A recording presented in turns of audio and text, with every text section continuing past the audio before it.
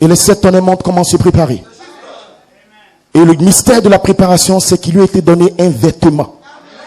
Qui sont les œuvres justes des saints.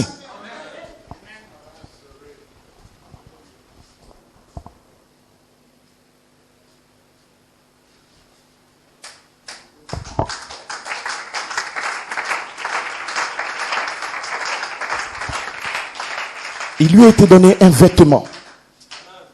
Le mystère de ces 7 tonnerres viennent pour habiller un peuple qui va dans un mariage. Alors, on ne s'est même pas nu pour aller se marier. Tous les mariages que nous avons fait au Péniel, la sœur était habillée, le frère était habillé, mais pourquoi Jésus s'habille et toi tu es nu? Les 7 tonnerres montrent comment se préparer par le revêtement de cette vertu en vous et comment la parole ointe vient dans ton cœur pour te montrer comment habiller ton âme. Et puis ton âme est forte, ton esprit est fort et ton corps est fort. Il n'y a rien qui te domine naturellement, mais tu domines toute chose. Il n'y a aucune situation sur la terre qui peut te dominer ou t'effrayer. Non, monsieur, tu marches avec l'autorité. Tu parles avec l'autorité. Tu vis avec l'autorité. Et même quand tout semble être négatif, toi tu déclares que j'aurai ce travail dans le nom de Jésus. Tu déclares que j'aurai le Saint-Esprit, j'aurai la dynamique, j'aurai l'adoption, parce que mon Père me l'a donné depuis la fondation du monde.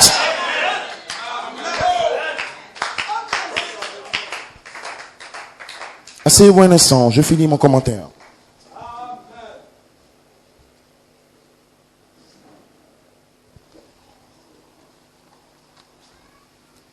Le secret de l'enlèvement se trouve de comment habiller votre âme. Si votre âme a faim et soif, si votre âme est nue, si votre âme n'est pas dans une dimension où elle peut recevoir les vitamines, vertus venant de la parole de Dieu, vous n'êtes pas encore en train de vous préparer pour aller dans l'enlèvement. Vous avez juste accepté le message et vous êtes devenu un frère dans l'église. Mais la préparation pour l'enlèvement est un autre appel dans l'appel. Parce que frère Branham dit, s'il n'est pas en train de le faire maintenant, il appellera une épouse à la perfection et Dieu appelle une épouse hors des églises du message. L'appel de Malachie 4, le cri rassemblant les églises du message, l'appel de l'épouse qui est le deuxième appel, et l'appel à la résurrection qui est Christ qui se voile en vous. Dieu doit t'appeler hors de ton assemblée pour te faire entrer dans une dimension où toi tu te prépares. Mais dans ton premier appel, il t'appelle dans l'église. Tu deviens un frère, tu es baptisé, tu es à l'église, tu es diacre, administrateur, conducteur de chant. Ça, c'est un appel de l'église. Vous dites amen. Tu connais d'abord les bases du message, ça c'est très bien. Mais pour que tu naisses dans Joseph perfection, Dieu fait un autre appel élevé. Et dans Apocalypse 1, Jean fut ravi en esprit. Qu'est-ce qu'il a vu? Les sages de l'église, c'est très bien. Cet âge de l'église, il a vu écrit à l'ange, écrit à l'ange. Vous dites amen. L'Apocalypse 3, à partir du verset 22-23, quand Dieu lui a montré la fin de l'Apocalypse, il lui a dit au verset 4, au chapitre 4, maintenant Jean, monte plus haut. Je te ferai voir les choses qui sont à venir. Et frère Branham dit, là c'était l'enlèvement de l'église. Et j'ai entendu la voix comme la voix d'une trompette qui me dit, monte plus haut. Il appelle sera l'enlèvement, frère. Et vous êtes enlevés dans le glorieux mystère du 7e sceau. Vous vous préparez sous le 7e sceau quand Dieu t'enlève de l'église du message. Sinon vous restez un membre d'une assemblée locale. Mais la préparation, c'est un enlèvement personnel. Il appellera quelqu'un quelque part. Par révélation. Cet homme va comprendre qu'il n'est pas né pour être membre d'une assemblée. Mais il est né pour être l'épouse. Votre position dans l'épouse est plus grande que la position d'un prédicateur. Parce que Dieu ne cherche pas de prédicateur. Mais Dieu cherche une épouse parce que Dieu doit se marier. Le choix d'une épouse, il veut marier une épouse. Heureux ceux qui sont appelés au noces de l'agneau. Dieu s'apprête à aller dans les noces de l'agneau. Il s'apprête à entrer dans un mariage. Donc il ne cherche pas de ministres. Il ne cherche pas de diacres. Il ne cherche pas des églises. Mais il cherche une femme. Sa femme. Et tu dois comprendre que l'époux se prépare en se revêtant. Si tu ne comprends pas cela, tu es un frère dans cette assemblée, dans nos églises, mais tu n'es pas encore appelé pour te préparer pour l'enlèvement. Il faut faire la différence entre les deux. Ne pense pas que parce qu'on dit vous serez adoptés, vous serez scellés et que tout le monde crie, ça veut dire qu'ils vont nous prendre en groupe comme ça pour le ouh. Non! C'est pas voyage en groupe.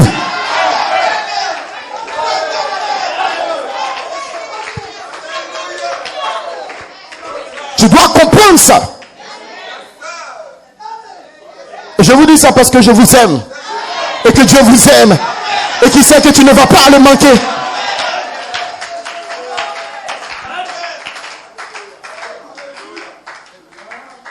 À l'église, Dieu te permettra d'entendre, de recevoir tout, d'être béni par tout. Mais la préparation pour ton enlèvement se passe dans le secret entre toi et Dieu.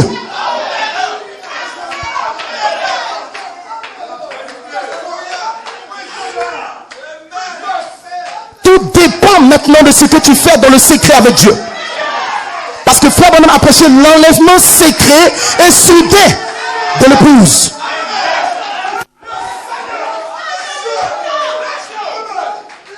Enoch était le grand-père de Noé.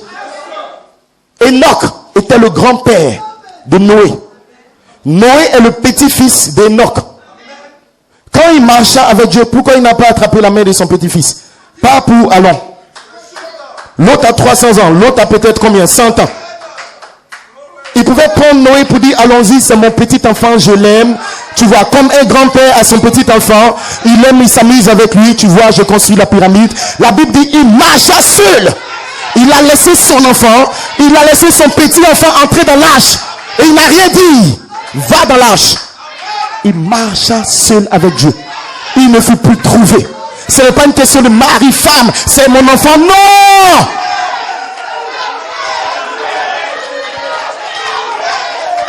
Où était l'enfant d'Enoch? Il était là. Son petit enfant Noé, il était là. Il dit, il faut aller dans l'arche. Parce que tout ce que toi tu connais, c'est la justification, la sanctification, le baptême du Saint-Esprit. Tu es un pentecôtiste, entre dans l'arche, passe par la tribulation.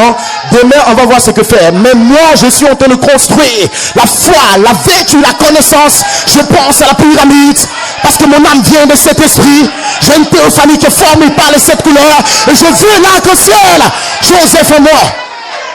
Voilà la vision qu'Enoch avait. Il marcha seul, sans ses enfants. Et frère Branham dit qu'il était le type de toi. Le 7e depuis Adam. Vous êtes dans le 7e âge de l'église. Vous représentez Enoch. Et c'est vous qui allez être enlevé sans connaître la mort. Vous me dites que nous ne sommes pas Israël. Ce n'est pas avec un groupe. Il s'agit de l'individu. Dites Amen. Et si un frère veut pas être adopté qui s'amuse, toi va dans l'adoption. Peut-être que demain tu vas l'appeler, mais toi cours pour ta vie. Combat pour ta vie. Combat pour ta perfection. Asseyez-vous.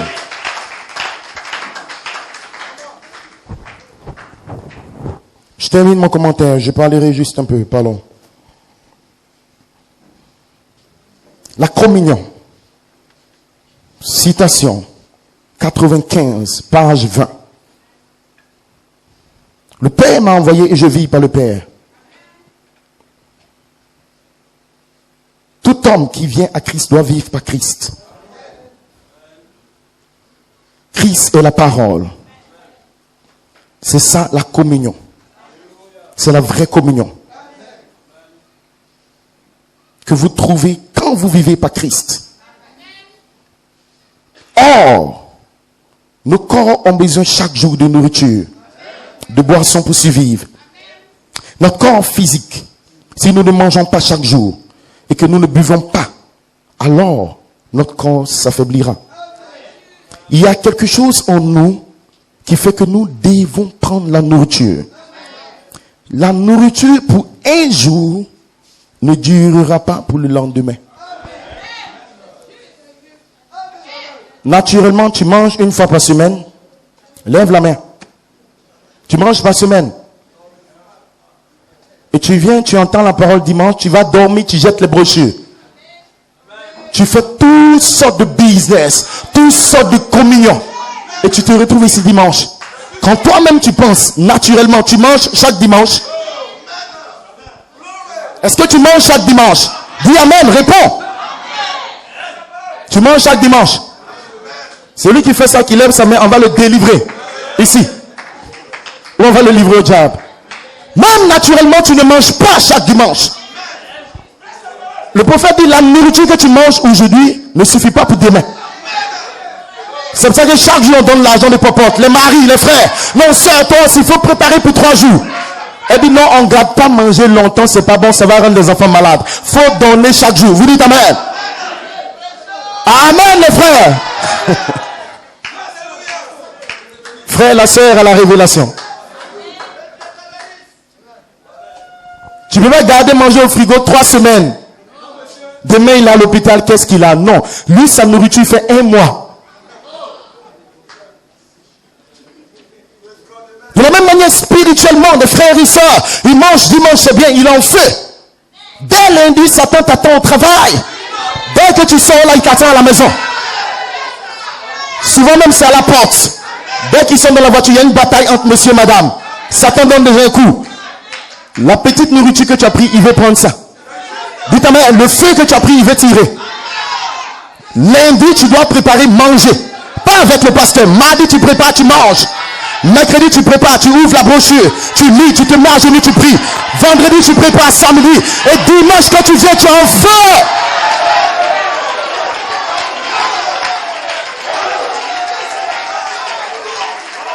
Imaginez-vous un frère qui jeûne lundi, il jeûne mardi, il fait jeûne Esther, ou bien je sais pas, jeûne comment il s'appelle, jeûne Daniel. Il vient à l'église, il est faible, ou elle est faible. Sœur, qu'est-ce qu'il y a? Mais je te sens pas, tu es malade et tout. Non, au fait, je suis dans les lieux élevés sur une montagne. Ah, combien de temps? Non, j'ai fait 6 jours, le 7e jour, Dieu se repose en moi. Je suis à l'église. Elle sera faible. Il sera faible. Vous dites amen. De la même manière, spirituellement, quand tu dépends seulement des réunions de dimanche ou de mercredi, chaque jour tu dois nourrir. Ça veut dire qu'il y avait un plat pour ton âme de mardi et de mercredi que tu as loupé. Donc les vitamines qui devaient entrer dans ton âme mardi, tu n'as pas fait entrer. Ton âme devient faible. Et quand l'âme devient faible, il n'a pas envie de prier. Même quand tu vois la Bible, tu tournes comme ça. Même les brochures là, ça même c'est quelle brochure? Non, au fait l'autre brochure c'est comment? Ah mais je vais mettre la bande là, tu écoutes 5 minutes. On t'appelle au téléphone. Non, attends, je viens. Non, attends, je vais même appeler mon frère. Dis ta mère. C'est-à-dire que ton âme ne peut plus trop méditer. C'est comme s'il n'a pas envie de prier. Il commence à être malade, mais ce matin, il sera guéri. Il sera guéri. C'est comme ça que la maladie de l'âme vient. Et si tu es jeune, que tu n'es pas marié, tu peux aller au travail quelque part, une fille t'appelle. Non, je veux qu'on se voie ensemble. Pourquoi? Non, je veux que tu m'expliques des choses, je ne comprends pas. Vous dites, mère, tu es étudiant, non, une sœur peut t'appeler. Non, écoute, moi je veux qu'on puisse travailler ensemble. C'est-à-dire, il y a un mystère dans mathématiques. Non, non, c'est l'âme qui commence à tomber malade. Et tu vas dire, non, mais autrefois, j'étais très direct, très dangereux. Même quand il y avait des choses, je pouvais résister. Mais maintenant, je sens que je suis facilement, quand il y a des choses, je tombe facilement. C'est comme si je ne peux pas résister. C'est comme si quand je suis devant un film comme ça sur YouTube, je vais arrêter, mais il y a une force qui me pousse, même la télévision. Laisse-moi te dire qu'en réalité, ton âme a perdu la force. Cours! Cours, va vers la nourriture. Et si tu t'as mis à pleine bande à écouter le pasteur Liamian, à commencer à écouter des bandes, il y a une prédication qui te frappe. Il y a une force qui rentre. Et tu dis non, non, non, non, non, je ne peux pas abandonner.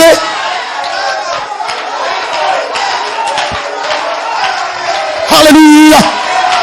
Et ce matin, la force va entrer, la vie va entrer, l'onction va entrer. Tu ne vas pas abandonner, tu vas y arriver dans le nom de Jésus, parce que tu es prédestiné.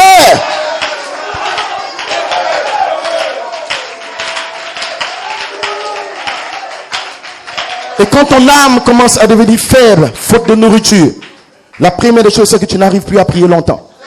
Quand tu pries, même les pensées ne viennent plus pour prier. C'est comme si tu n'as plus de mots. Oh Seigneur, souviens-toi de moi. Oh Seigneur, vraiment pardonne-moi. Fais quelque chose pour nous. Opère un signe en ma faveur. Opère un signe en ma faveur. Opère. Après, tu arrêtes. Tu veux même lire la parole. Tu te demandes et tout. Mais il n'y a pas la force. Même pour venir à l'église dimanche, souvent tu hésites. Moi, et si je viens pas, ça fait quoi, amen? Il y a des batailles d'esprit. Vous dites amen. Ça, c'est la fin qui a commencé, mais tu as un peu de force. Quand la force commence à finir, que tu es très faible. Là, maintenant, une collègue, une amie, tu commences à parler légèrement. Et pendant qu'elle se tourne pour aller, il y a des batailles. Comme une pensée te dit, mais si tu tombes, ça fait quoi? Mais ça fait quoi? Tout le monde a fait des erreurs. David est tombé, Tel est tombé, Samson est tombé. Dieu a fait repousser ses cheveux. Et tu sens comme une attraction. Ça, c'est quand tu commences à devenir très malade. Parce que ça va en descendant. Là-bas, c'est le cancer qui vient. Au début, c'est pas lui. Tu peux encore résister. Alléluia. Mais y a-t-il une bonne magalade? Je suis l'Éternel qui te guérit de toutes les maladies. Je suis Melchisedec. C'est moi qui t'ai appelé. C'est moi qui t'ai aimé. Et je vais te donner ma force. Va vers l'ange et prends les vitamines vertu.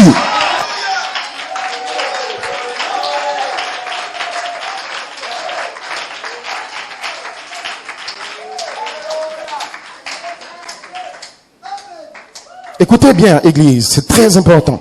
Il y a quelque chose en vous qui fait que vous devez prendre la nourriture. La nourriture pour un jour ne pourra pas suffire pour le jour suivant. La nourriture pour un jour ne durera pas pour le lendemain.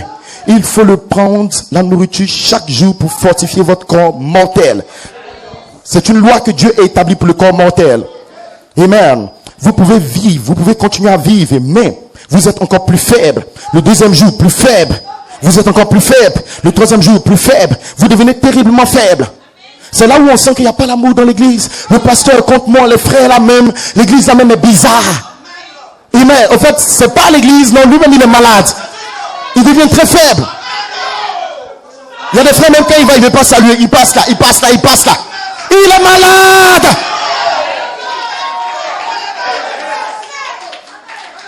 La poussière vient sur sa Bible maintenant. La Bible même, je vais lire où? Il l'ouvre comme ça. Comme ceux qui l'ouvrent par hasard. Seigneur, conduis-moi, je vais lire la Bible. Il l'ouvre comme ça. Il tombe sur Sophonie. Il commence à lire. Qu'est-ce que je vais voir là-bas? Seigneur, conduis-moi, je vais lire la Bible. Il l'ouvre comme ça. Il tombe sur Lévitique. Les lois. Non, ça c'est pas intéressant. Seigneur, conduis-moi, je vais lire la Bible. Quoi? Il est malade.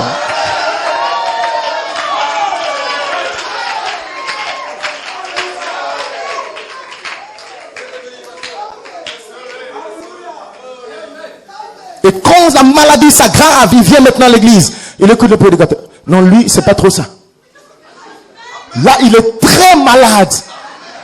Amen, frère Thierry Lad. Non, docteur. Là, c'est plusieurs cancers. Il touche maintenant le pasteur. Non, c'est pas ça. Au fait, son ange n'est pas trop puissant. Le pasteur, non, lui, au fait, ça commence à aller. Non, lui, au fait, ça va. Lui, il est assis, là, il n'est pas prédicateur. Mais tellement il est malade. C'est lui qui compare. Non, lui, il est bon. Lui, il n'est pas bon.